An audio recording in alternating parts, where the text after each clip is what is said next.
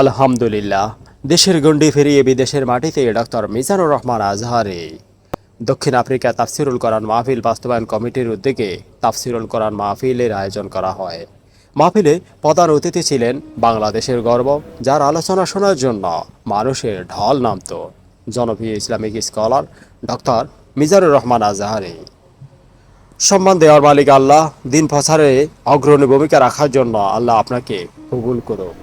ইনশাআল্লাহ আবার ফিরে আসবে বাংলাদেশের জননন্দিত তরুণ বক্তা, স্বল্প সময়ে হাজারো মানুষের প্রিয় হয়ে ওঠা তাফসিরুল কোরআন মাহফিলে গণজাগরণ সৃষ্টি হয়, যার আলোচনার মাধ্যমে তিনি হলেন ডক্টর মিজানুর রহমান আজহারী।